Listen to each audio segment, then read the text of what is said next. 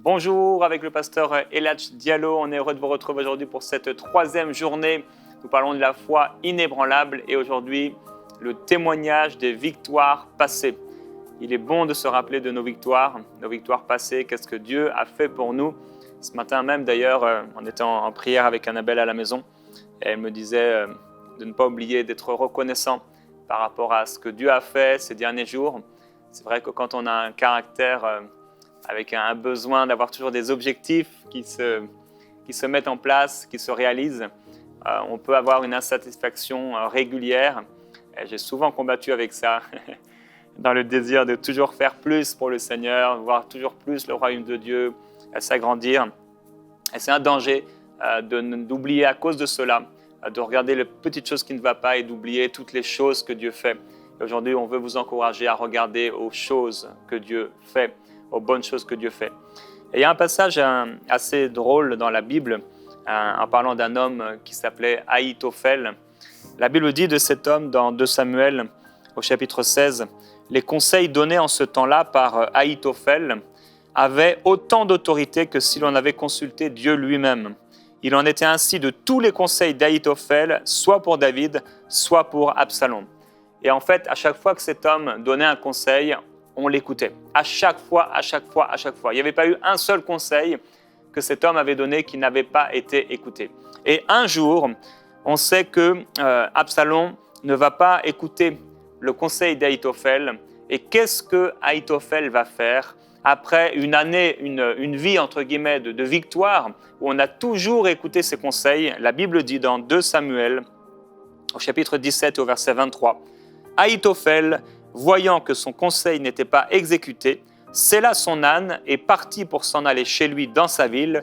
Il donna ses ordres à sa maison et il s'étrangla. C'est ainsi qu'il mourut et on l'ensevelit dans la tombe de son père. » C'est terrible à cause d'une chose qui n'a pas été, un conseil, une parole qu'on n'a pas écoutée de sa part, il a mis fin à ses jours. C'est tellement fou. C'est vraiment insensé, complètement insensé. Et parfois, malheureusement, eh bien, on est un peu comme ça. Dieu a fait tellement de choses pour nous, même l'air qu'on respire, l'oxygène qui nous permet de vivre, la force que Dieu nous donne, le pouvoir de manger. On oublie la grâce d'avoir des papilles gustatives, de pouvoir manger des aliments, boire de l'eau pure. On oublie tout ce que Dieu a fait pour nous et je prie aujourd'hui au nom de Jésus-Christ que vous puissiez vous rappeler de toutes les bontés de Dieu. Oui, il les renouvelle chaque matin. Alors chaque matin, nous avons le privilège de pouvoir adorer le Seigneur Jésus-Christ. Là où vous êtes, soyez reconnaissants. Et qu'aujourd'hui, à travers ce temps que nous allons passer ensemble, vous puissiez à nouveau réaliser, ouvrir les yeux pour voir combien Dieu est bon. Je partage un témoignage également avec vous. Une sœur du Cameroun, de Yaoundé, on bénit le Cameroun, et elle dit, elle souffrait depuis longtemps de ballonnement. J'avais un ventre toujours gonflé, sans vraiment savoir pourquoi ni comment faire partir cela. C'est vraiment gênant pour une femme de 36 ans, mère de 2 enfants, qui pense avoir encore toute la vie devant elle, de se retrouver avec un problème comme celui-là, qui rend physiquement un peu moche et mal à l'aise, car même une jolie robe me serait difficile à porter, car j'étais déformé au niveau du ventre. D'où une perte constante de confiance en soi, des regards curieux, les remontrances des proches, etc. Lors de la 1000e émission de Prière inspirée, la nuit de prière a été puissamment impactée du Saint-Esprit et m'a touché. En effet, après les différentes interventions des pasteurs, très enrichissantes, lorsqu'est arrivée l'heure de la prière pour les malades, avec le pasteur de Suisse, je pense que c'est Jean-Luc Traxel, lorsqu'il a dit de poser votre main là où vous avez mal, j'ai posé ma main sur mon ventre, sans trop me forcer. Je me disais juste, comme il avait été dit en début d'émission, d'être en attente de quelque chose ce soir. Alors j'ai posé mes mains sur mon ventre, répétant les prières de Jérémie et du pasteur de Suisse, quand il a dit que ce soit une inflammation de l'estomac ou de l'intestin. Je priais, je disais, Seigneur, fais partir ce ventre. Esprit de ballonnement, sors, libère, et que mon ventre redevienne petit. Sors au nom suprême de Jésus. Et nous prions, l'émission continuait. C'est alors que 15 minutes plus tard, j'avais presque oublié. J'étais allongé, je continuais de regarder l'émission en pensant à prendre mon bain, quand j'ai commencé à sentir des douleurs, comme si on entaillait, on cisaillait mon abdomen, comme une lame qui passait de haut en bas, à gauche et à droite. J'avais mal, un mal atroce. Je me tordais sur le canapé. Ce mal s'est fait pendant 5 minutes. Puis j'ai eu envie de vomir et d'aller aux toilettes. Gloire à Dieu. La douleur était forte et m'affaiblissait. Sur les toilettes, bon, elle explique un peu comment c'était, ce qui est sorti, mais en tout cas, elle dit que de l'eau est sortie de son ventre. Elle est restée aux toilettes tout le reste de l'émission et c'était de l'eau qui sortait à chaque fois. Toute la nuit de ce vendredi de nuit de prière, j'ai eu très mal, mais nous sommes dimanche. Je sens et je vois un changement. Mon ventre n'est plus ballonné. Je le sens moins gêné et léger. Mais j'ai encore de temps en temps ces petites douleurs qui reviennent et je prie pour une guérison complète au nom de Jésus-Christ. J'aimerais vous dire, ma sœur, que Jésus-Christ vous a guéri. Amen. Et je voudrais aussi vous encourager, vous tous qui êtes touchés par la puissance de Dieu par rapport à la guérison. Quand Dieu guérit, il le fait et c'est complet. Ces petites choses qui peuvent revenir, c'est simplement un reste qui va s'effacer complètement. Alors à ce moment-là, ne priez plus pour votre guérison, car vous avez été guéri. Mais remerciez le Seigneur de ce Amen. qu'il a fait. Sinon, vous allez toujours être dans l'espérance que Dieu va le faire. Et cette espérance, quelque part, va pouvoir donner un point d'appui au diable qui va dire et qui va essayer de vous faire croire que vous n'avez pas reçu cette guérison, c'était juste passager. Alors, au nom de Jésus-Christ, recevez complètement cette guérison. Et si vous avez un problème quelconque, vous aussi, par rapport à votre ventre, quelque chose de satanique, de spirituel, au nom de Jésus-Christ, soyez libérés maintenant. J'ordonne à tout esprit impur maintenant qui vous faisait du mal dans votre corps de quitter votre corps au nom de Jésus-Christ, le Fils de Dieu. Quel que soit ce que vous avez pu avoir, une grosseur, une tumeur, un ballonnement, au nom de Jésus-Christ, soyez libérés maintenant. Tout esprit qui vous a amené à la honte, au nom de Jésus-Christ, quitte votre vie. Dans le nom du Seigneur Jésus-Christ, le Fils de Dieu, soyez libérés maintenant là où vous êtes, car le Seigneur vous aime.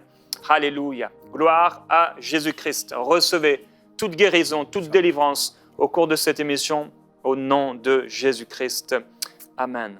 Gloire à Dieu pour ces témoignages qui nous viennent d'un peu partout dans la francophonie. Vous pouvez continuer de témoigner lorsque vous êtes touché dans cette émission, dans les émissions de MCI, à l'adresse témoignage@emcitv.com, témoignage@emcitv.com.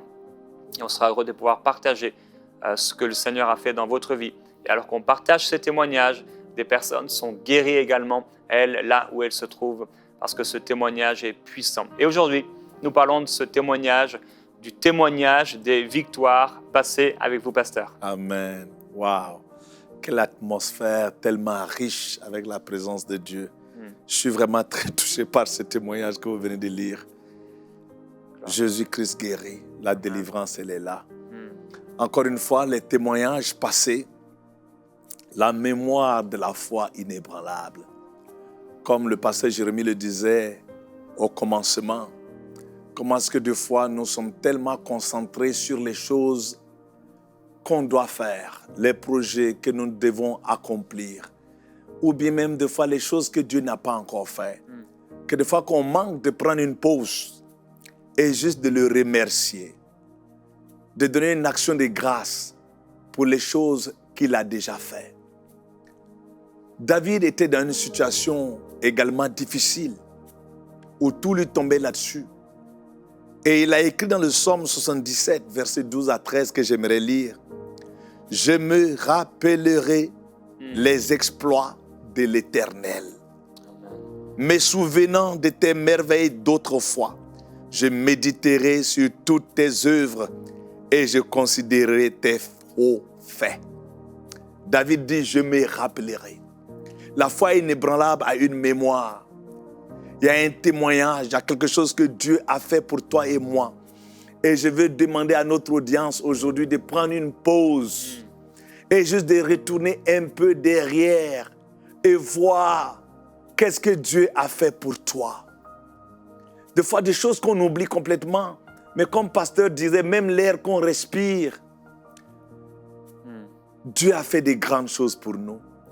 Je me rappelle de la portion d'écriture dans 1 Samuel chapitre 7, verset 12. Lorsque le peuple d'Israël a construit un autel pour remercier Dieu, pour fixer une mémoire, et ils l'ont appelé Ebenezer. Il dit, jusqu'ici, l'Éternel nous a secourus. Oh, alléluia. Je peux regarder ma propre vie et témoigner que jusqu'ici, l'Éternel m'a secouru. d'un AVC qui m'a paralysé, qui a fermé ma bouche. Mais imaginez-vous, si je ne suis pas capable de parler, comment est-ce que je peux le servir? Dans le coma. Mais le Seigneur m'a réveillé 3 jours plus tard. Les médecins ne comprennent pas. À l'université de Calgary, d'où je vis, c'est un cas d'étude. Comment ça se fait? Avec autant de caillots dans la tête, il a pu se réveiller en moins de quelques semaines. Il marche, il a regagné la mobilité. En moins de quelques semaines, la parole est revenue. Vous pouvez le voir, la parole est revenue. Alléluia. Amen. La force est revenue. Oui, il y a un Dieu qui en a fait tant pour moi. Ça, c'est mon témoignage. Mais je sais aussi, toi, tu en as plein d'autres témoignages comme ça. On pourrait crier comme le peuple d'Israël et construire un autel d'action de grâce pour dire Ebenezer, jusqu'ici, tu nous as secourus. Des vallées les plus profondes, tu nous as sortis de là. Les maladies les plus meurtrières, tu nous as sortis de là. Même les oppressions, les dépressions et les crises familiales, financières, perdre son boulot, les enfants, tu nous as sortis de là. Oh, quelqu'un peut se joindre à moi pour le remercier, lever ta voix, pour lui dire merci Seigneur. J'aurais pu perdre ma pensée, j'aurais pu perdre ma tête, tu m'as gardé dans la bonne pensée. C'est toi mon Ebenezer. Tu m'as secouru lorsque le mariage était en train de tomber en morceaux. Tu as amené la restauration. Lorsque les finances étaient en train de tomber, la banqueroute frappait à la porte. Tu as secouru la famille. Oh, je sais qu'il a fait aussi quelque chose pour toi. Nous t'acclamons, Seigneur. Nous t'adorons, nous te remercions. Notre Ebenezer, notre mémoire, elle est pleine de bonnes choses que tu as faites. Comme David le dit, je me rappellerai de tes exploits. Merci d'être notre Ebenezer. Alléluia. Dans le psaume 37, verset 25, David, le grand roi, qui a vu tellement de choses dans sa vie, il dit, vous savez, j'étais jeune et maintenant j'ai pris de l'âge, je suis vieux. Mais une chose que je n'ai pas vue sur cette terre encore, le juste être abandonné. Et que sa prospérité mendiant pour du pain, ça je n'ai jamais vu. Est-ce que ça peut donner la paix à quelqu'un aujourd'hui? Que tu saches que le Dieu qui t'a libéré hier, il ne t'amène pas ici maintenant pour te laisser là, t'abandonner là. Il a des bons plans pour nous. Le témoignage a une puissance qui redonne une foi à un homme et une femme et qui les permet de s'élever et de croire encore. Je me rappelle encore de cette vie de David dans 1 Samuel chapitre 17, verset 36-37. Vous savez, le peuple d'Israël était dans la confusion totale. Il faisait face à un guerrier qu'il n'avait jamais vu avant. Vous le connaissez, même depuis le Codim, on en parle. Hein? Goliath, la montagne et le géant, l'intimidateur du peuple d'Israël. David est venu pour juste amener de la nourriture à ses frères. Et il a vu que les grands soldats, les généraux, les gens qui étaient dans la foi depuis des années se cachaient dans des grottes. Il entendait l'intimidation qui venait de la montagne Sion. Et ces Philistins qui s'arrêtaient là et qui parlaient, mais personne ne pouvait répondre. Et la Bible dit, le petit David a vu qu'il y avait une opportunité là pour lui. Il parlait maintenant au roi Saül, qui était inquiet et dit, mon jeune homme, il a tant d'années d'entraînement que ton âge. Et David qui lui répondit, ton serviteur a tué le lion et l'ours. Et ces Philistins, c'est incirconcis, sera comme l'un d'eux. Vous voyez, ça c'est la mémoire du témoignage. David s'est rappelé de ce que Dieu avait fait pour lui dans la place secrète. Lorsqu'il n'y avait pas quelqu'un pour témoigner, il dit, je gardais les brebis de mon père et un lion est venu et un ours est venu. Ces démons territoriaux qui sont venus créer des embûches pour l'attaquer. Le Dieu du ciel qui a entraîné ses mains à faire la guerre et ses doigts pour se combattre, lui a donné une onction et il a terrassé ses ennemis. Il a terrassé ses démons territoriaux. Il a gardé les brebis. Il dit, de la même façon que Dieu m'a donné cette victoire, Même ces Philistins, je vais le terrasser. Vous voyez, frères et sœurs, c'est le même esprit qui t'avait fortifié hier pour sortir de cette crise, pour te donner cette victoire. Et c'est le même aujourd'hui qui va te donner aussi la victoire sur ce que tu fais face aujourd'hui. Oui. Est-ce que tu te rappelles d'où est-ce qu'il t'a sorti? Le Ebenezer. David a trouvé sa force. La foi inébranlable de David venait de la mémoire de ses témoignages, de ce que Dieu avait fait pour lui. Ma Bible me dit qu'il courut vers Goliath. Il n'a pas marché en hésitant. Imaginez, lorsque les autres fuient Goliath, lui court vers Goliath. Parce qu'il a fait un témoignage. Je parle à quelqu'un aujourd'hui où les autres ont abandonné, où les autres ont dit c'est impossible. Peut-être que c'est ton opportunité. Si seulement tu peux te rappeler que c'est ce Dieu-là qui t'a tiré de la crise. C'est ce Dieu-là qui t'a sauvé de cet accident. C'est ce Dieu-là qui a maintenu ton boulot lorsqu'ils ont renvoyé toutes les autres personnes qui avaient plus de seniorité que toi. Peut-être c'était Dieu-là qui a guéri ta famille. Oui, le même Dieu ne va pas permettre que la honte revienne sur toi. Parce que David n'a pas encore vu le juste être abandonné, ni ses enfants mendier pour du pain. David a couru vers Goliath parce qu'il avait une mémoire de ce que Dieu a fait pour lui. J'ai un autre témoignage à te donner. Peut-être que tu es dans une crise et tu te demandes, Seigneur, d'où va venir ma provision? Vous savez, le mot témoignage veut dire, Seigneur, fais-le encore. C'est pour cela que j'aime quand le pasteur prend un témoignage et maintenant il prie sur ce que le témoignage a fait pour les autres personnes. Parce que Seigneur, fais-le encore. Si tu as fait pour quelqu'un, tu peux le faire pour moi. Fais-le encore, reproduis encore ta gloire. Alléluia. Dans des moments de crise, on te demande, Seigneur, où la provision de l'Éternel va venir. Il m'a sorti de là à des moments où on se demandait d'où est-ce qu'on va sortir l'argent pour payer pour le pain. Et nous servons le Seigneur. Seigneur, nous te servons. Nous donnons tout ce que nous avons, mais on se trouve le miracle. Et le Seigneur nous a libérés de l'esprit de la dette.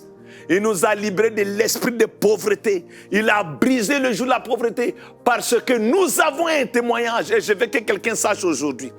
Peu importe les dettes qui sont accumulées, Dieu est capable surnaturellement, par sa main droite, ce qu'il a fait pour quelqu'un. Il n'est pas un respecteur de personnes, mais il respecte sa parole. Il y a une mémoire de témoignages de prospérité. Que c'est Dieu qui a intervenu pour moi, il intervient pour toi. Et te relâche maintenant de la place de survie à la place de l'abondance dans le nom précieux de Jésus-Christ. Alléluia. David a tourné vers le peuple d'Israël, inclus le roi.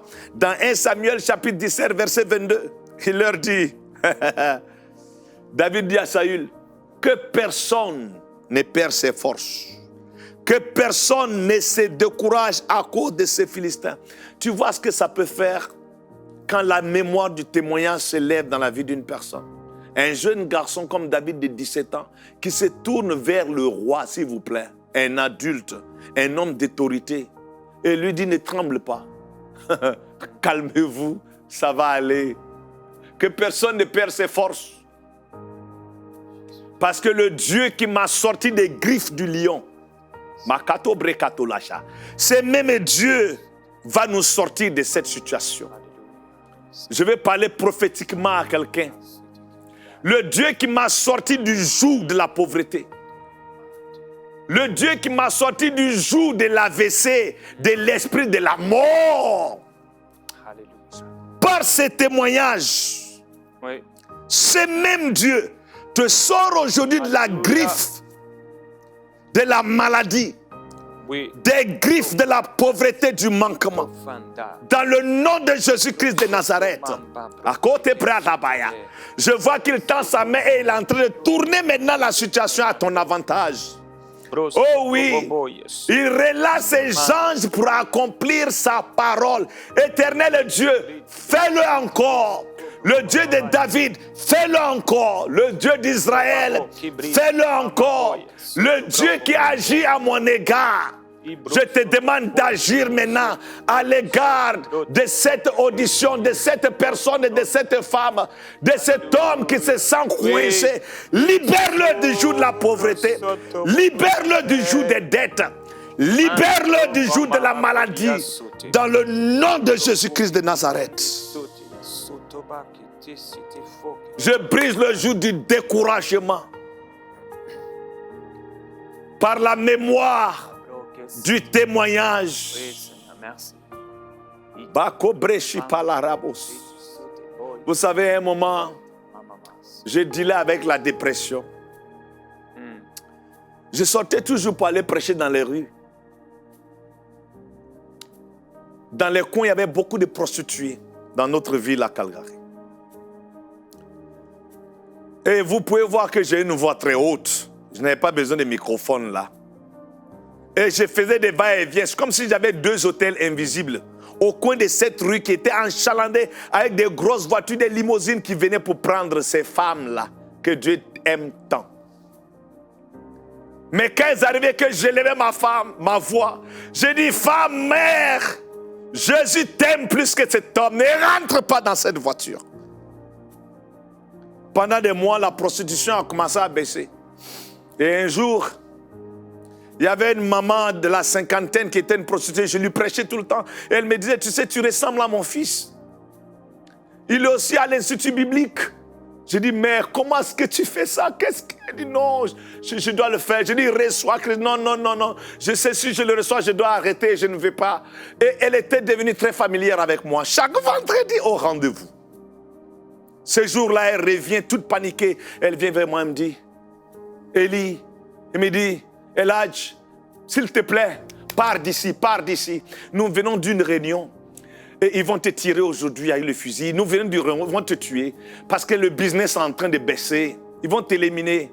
Il est 2h du matin, à 2h30, il va avoir une limousine blanche parquée là. Il y a une femme grande comme ça, une blonde. Elle a une arme. À ta droite, il va avoir une voiture Hyundai. Une Hyundai noire. Elle va te tirer et rentrer dans la Hyundai et partir. Harebo Shaka. J'ai dit non, tu ne peux pas m'intimider. Le jour d'Élie, avec les prêts de Baal est arrivé. J'étais zélé. Elle est partie. J'ai dit non, tu ne peux pas me faire quitter mon ministère. À 2h30, je prêchais de gauche à droite et je regarde, je vois la limousine arrive. Ça, c'est un témoignage. Hein? Et je vois cette blonde qui sort exactement comme la maman l'avait décrite. Et elle est en train de venir vers moi. Et là, j'ai dit, les temps d'Élie sur le mont Carmel sont arrivés aujourd'hui. J'ai commencé à parler en langue. Elle venait vers moi, je ferme mes yeux. Et j'ai dit, dans le nom de Jésus-Christ, tout genou fléchira et toute langue confessera. Et j'ouvre mes yeux, elle n'est pas à terre. Je pensais qu'elle allait tomber à terre. Elle s'approchait vers moi. Je referme mes yeux et je monte dans une langue encore plus forte. Aucune arme forcée contre moi ne va persévérer. Et toute langue qui s'élève contre moi, je la condamne à jugement. Et je dis maintenant, tombe et confesse dans le nom de Jésus. Elle ne tombe pas, mes frères. Elle n'est pas tombée. Elle s'approche. Tout d'un coup, elle sort le fusil. Oh mon Dieu. Tu sais, si tu commandes que ça ne marche pas, Dieu merci pour les jambes qu'il m'a données. J'étais un joueur de football. J'ai sauté sur la rue. J'ai débarqué comme un coureur de 100 mètres à la vitesse de la lumière. Tout ce que j'ai entendu, c'était une vitre d'une voiture près de moi. Lorsque la balle a été relâchée dans les fusils silencieux, pouf, et pas sur la glace, je suis parti, j'ai couru comme un fou. Je suis rentré chez nous, j'ai enlevé tous mes habits. J'ai dit à ma femme, mon Dieu, est-ce qu'il y a du sang sur mon dos, sur mon ventre? Peut-être que la balle m'a percé à quelque part. Non, il n'y avait pas de balle. Il m'avait raté. Vous savez, des fois, quand Dieu ne manifeste pas sa puissance, en faisant tomber cette femme, il m'a donné l'onction d'Élie. Pas pour appeler le feu sur Carmel, mais pour courir et dépasser les chevaux de Ahab. Ces gens m'ont été accélérés à une telle vitesse que la balle ne pouvait même pas me toucher. J'ai échappé là. Voilà mon témoignage, j'ai déprimé.